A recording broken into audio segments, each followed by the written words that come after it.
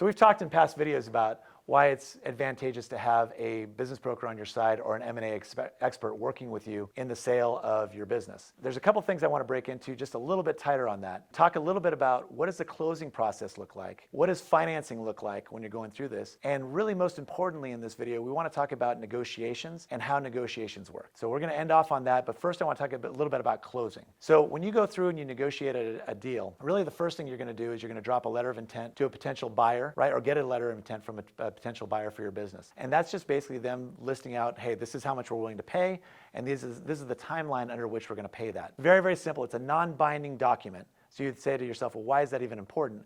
But really putting pen to paper lets the buyer know if these people are serious, because at that point, if all things are equal, right, if they're offering you X amount of dollars for your business, as long as everything that you've advertised is truth, right? As long as that's the truth, then they're good to go forward with it. Now, once you get through the LOI, you're going to get to what's called an APA, which is the purchase agreement. And the purchase agreement is where you're going to really list out the details. How long is the owner going to stick around and help out the new owners after the transition period? What is the date of closing going to be? What does financing look like? Is it going to include seller financing? Is the seller going to help financing period? You're going to go through all these different things and break it down, because at that point you want to understand, hey, are we going to be able to get the inventory as part of this deal, or is it a different deal? Hopefully that was negotiated in the LOI. You want to get all those things nailed out, because then you're going to go into due diligence, which is 30 days of making sure that all that stuff that you agreed on is true. You're going to get a chance to look at their tax returns. You're going to get a chance to look at their P&Ls and balance sheets and all their income statements and cash flows.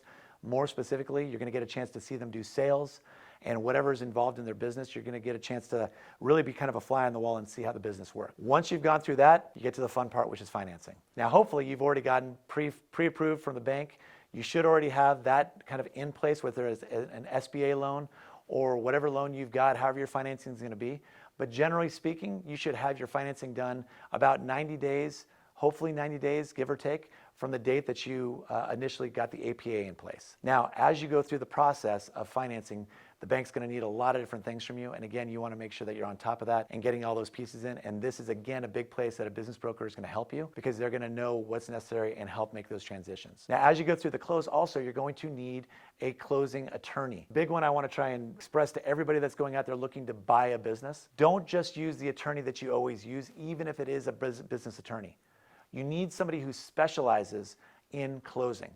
And very honestly, in most closings, it should cost you all in less than $5,000 to do a normal asset close. That includes a little bit of review, and going through the closing documents for the transfer of all the assets, any kind of bill of sales that are part of it. But it really should cost you less than $5,000. If you use, in most cases, and I've seen this before, where somebody uses the attorney that they always use because they know the attorney, they trust the attorney, that attorney hourly, and then by the time the sale is done, you could be into the tens of thousands of dollars because of the fact that they're trying to make sure that every little thing is combed over. And most of the time, and I'm just being straight, they really need way more, or they demand way more, and they can really push out the closing date because they stop every part of the process that really should move a lot smoother than it should. Now, absolutely don't misunderstand me. I am not recommending that you don't use an attorney. I highly recommend that you use an attorney and have somebody look at every step along the way, but just make sure that you're using an attorney that specializes in what we're doing and not specializing somewhere else.